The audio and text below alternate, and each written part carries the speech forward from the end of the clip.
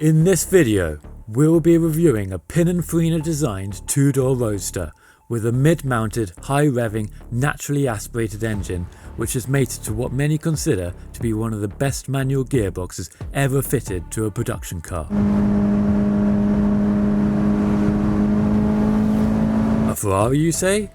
Well, what if I told you that this car has a 4-cylinder engine and whilst it is mid-engined, it's actually front mid-engined? Any guesses? Some of you will know, but for the rest, this car has double wishbone suspension all round and, what was for the time, quite a stiff chassis. Surely most of you know by now, but what if I told you that the engine in this car held the record for the highest horsepower per litre of any naturally aspirated production car for 10 years, only losing the crown when Ferrari released the 458 Italia? I am, of course, talking about the iconic Honda S2000.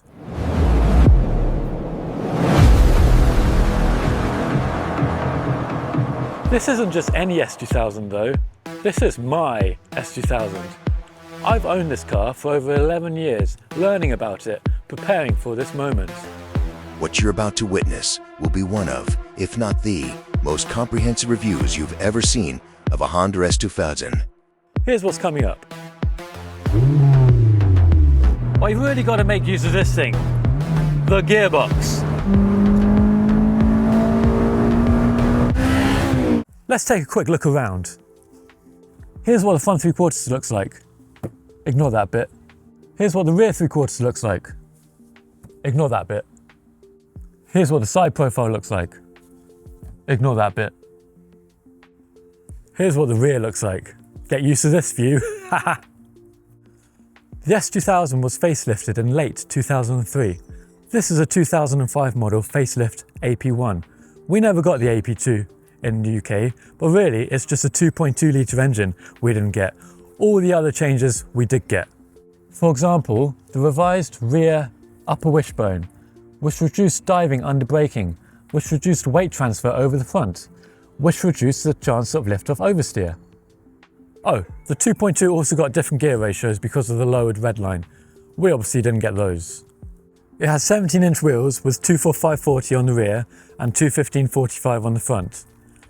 That's compared to 225/50 and 205/55 on 16-inch rims for the earlier cars. Facelift cars also got slightly different headlights and taillights, plus different bumpers front and rear. The weight increased slightly from 1,260 kilograms to 1,271 kilograms, but power stayed the same.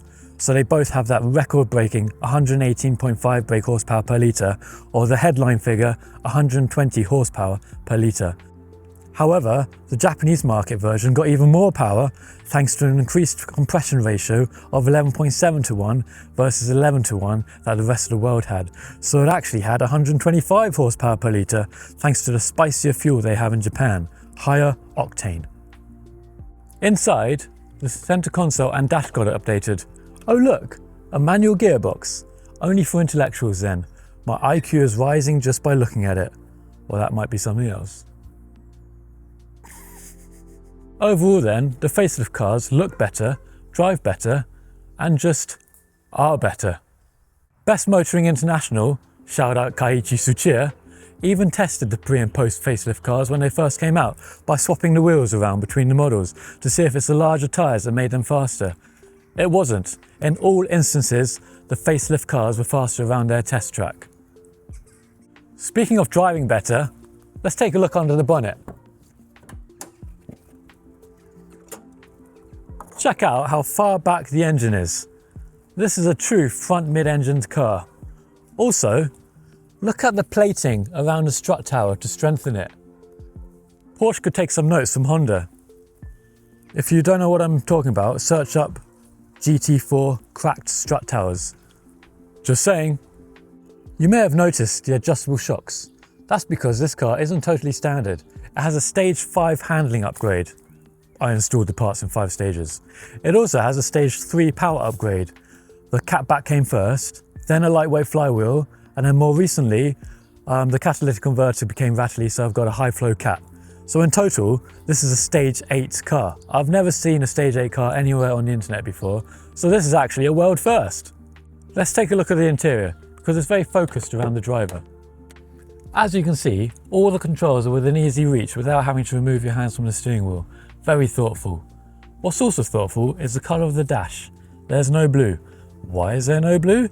Because blue increases the chances of eye strain during night driving. Honda chose colours that reduce eye fatigue. They really designed this car to be driven. Something else you should know about the Honda S2000 is that there are very few options. You can choose the exterior colour, interior colour, and you can have a hardtop, which in the UK was called a GT model. And that's it. Honda made an incredible car and were just like, take it or leave it. And worldwide, 100,000 people took it, 60,000 of which were in the USA and roughly 6,000 in the UK. This particular car, if you're wondering, is Royal Navy Blue Pearl. Anyway, enough of that, let's hear it.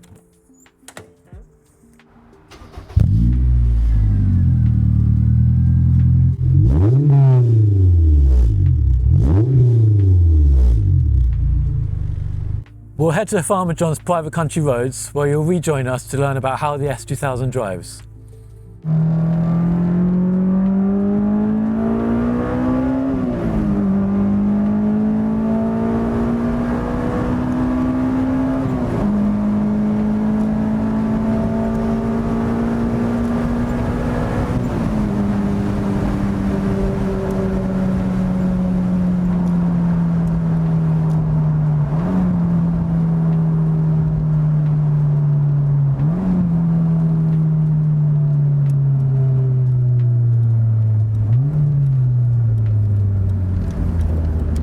Having double wishbone suspension at all four corners, the S2000 naturally has very good handling. Not only can it go around corners at ridiculous speeds, when it's safe to do so, the way it handles undulations and mid-corner bumps, even potholes, there's just so much grip and reserve, it can handle anything. Of course, I'm not suggesting there's unlimited grip, but I'm talking about driving on public roads. Now, this car does have Öhlins fitted, but truth be told, I was a little underwhelmed when I first put them on. That might be because I was expecting a bit too much, but that's also testament to how good the standard shocks are, which are made by SHOWA and even come with external reservoirs. Of course, there have been many instances where I've noticed these Ohlins have handled situations better than the standard shocks would have, but initially I suppose I was just expecting too much. I also don't agree with the Öhlins recommended setup. I've made a lot of changes from what they recommended, but this is more about the Honda S2000, not about the Öhlins. So if you want to hear more about that, let us know in the comments below. Another benefit of double wishbone suspension is that it's inherently better when it comes to NVH, noise, vibration, harshness. That's because there are more bushings between you and the road. Of course, a car with, say, McPherson struts could improve NVH by fitting softer bushings, but that will have a negative impact on feel and handling and can lead to an unnerving feeling as a driver or even as a passenger. That's why luxury cars often have double wishbone suspension, not because of the improved handling, but because of the increased ride comfort. Now, if you're used to a high capacity engine or a turbocharged car, you're going to initially think this car is slow. It's not though, but you've really got to make use of this thing, the gearbox, which isn't a problem because it feels great and has a nice short throw as standard. Some people liken it to a bolt action rifle. I think that's taking it a bit too far though, but it is good. I replaced the plastic bushings in the gear linkage a few years ago, so this one is as good as can be.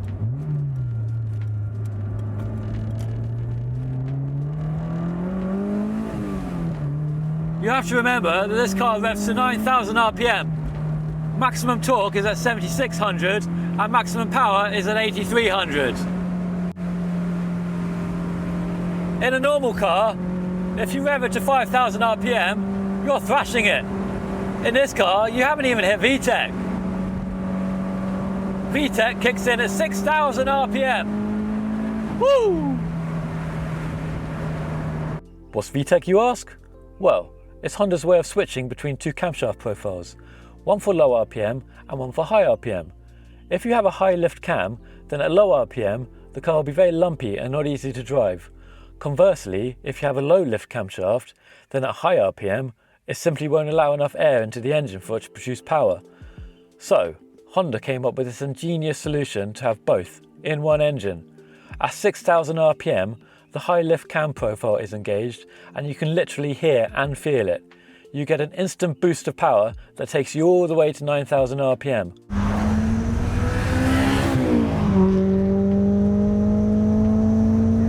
$9,000 RPM, no other car comes close to offering what this car has for this price. It's incredible. One issue with this car, if you want to call it that, is that it's very sensitive. It's sensitive to tyre pressures and weight. So if you have a passenger, it's noticeably slower. And when I say it's sensitive to tyre pressures, I mean 1 psi either side, and you'll notice it. Also, if you get scammed at a fuel station and unknowingly put non-premium fuel in, you'll notice that as well. But when everything's on point, man, is it good.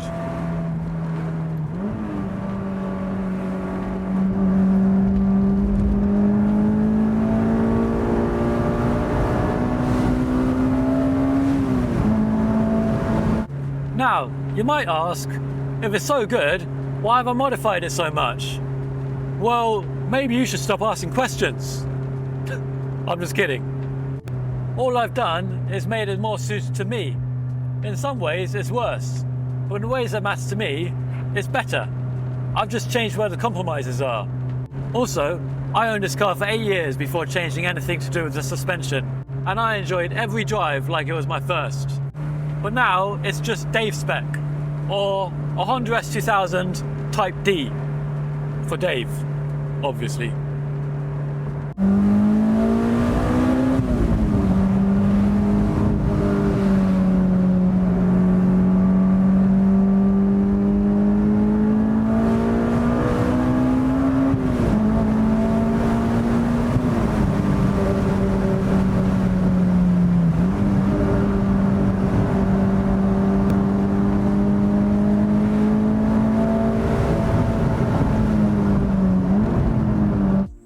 There's 140 litres of luggage capacity, but it's a bit of an awkward shape, so when the body's in the bag, you've really got to shove it in to make full use of it.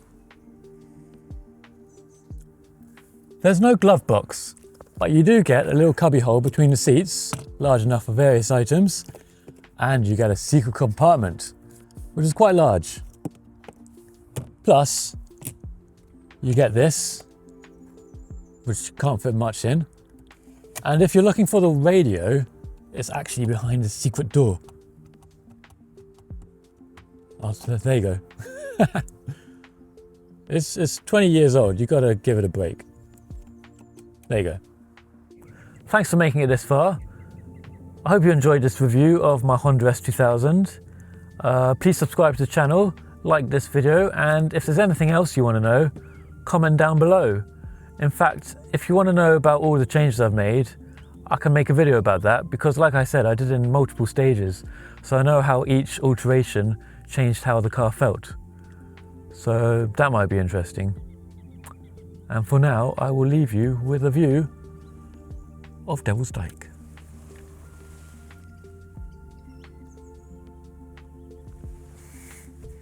Very nice.